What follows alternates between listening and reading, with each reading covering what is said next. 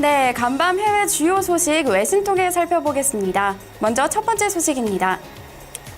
World Bank cuts global growth forecast after bumpy 2014 start.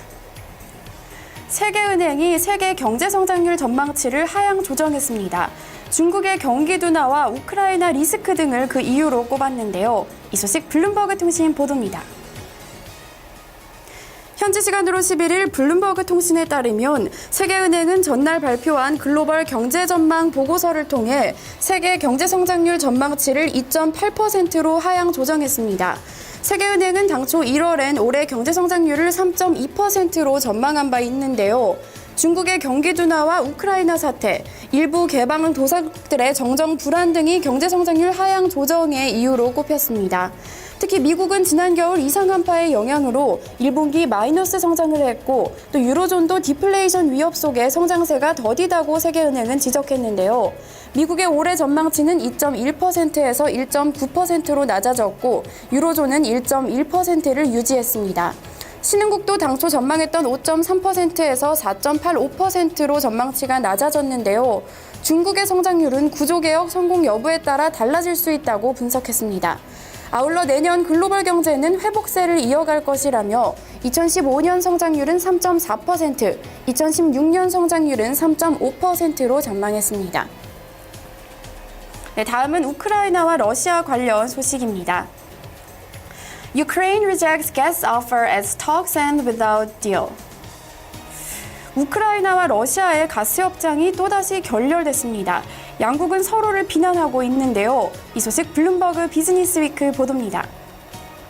현지 시간으로 11일 블룸버그 비즈니스 위크에 따르면 우크라이나와 러시아, 유럽연합 대표는 벨기아 브뤼셀에서 5시간 동안 협상을 벌였지만 결국 이견을 좁히는 데 실패했습니다. 러시아는 협상에서 가스 공급가로 1000큐빅미터당 485달러에서 100달러를 할인한 385달러를 제시하며 이 같은 가격으로 향후 1년간 가스를 공급할 의사가 있다고 밝혔는데요. 하지만 우크라이나는 러시아의 이와 같은 제안이 속임수에 불과하다며 거절하고 1000큐빅미터당 268.5달러를 요구했습니다. 이는 러시아가 지난 4월 인상 조치를 취하기 전 가격입니다. 블라디미르 푸틴 러시아 대통령은 협상 직전 러시아의 제안이 거부되면 이는 가스 분쟁이 완전히 새로운 국면으로 진입하게 되는 것을 의미한다고 경고한 바 있습니다. 네, 마지막은 유럽 소식입니다. UK unemployment total falls to 2.16 million. 영국의 실업률이 5년 만에 최저치로 떨어졌습니다. 하지만 임금 상승률 역시 함께 하락했는데요. 이 소식 BBC 뉴스 보도입니다. 현지 시간으로 11일 BBC 뉴스에 따르면 영국 통계청은 영국의 지난 2월에서 4월 실업 인구가 16만 1000명 감소한 216만 명을 기록했고 또 실업률은 6.6%를 기록했다고 밝혔습니다. 이 기간 취업자 수는 이전 3개월에서 34만 5천 명 늘어난 3,053만 5천 명을 기록했습니다.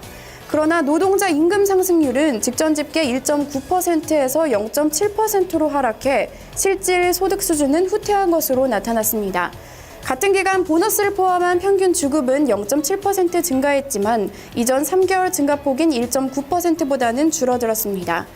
영국의 경기 회복세가 빨라지면서 조기 금리 인상에 대한 이야기가 나오고 있는데요.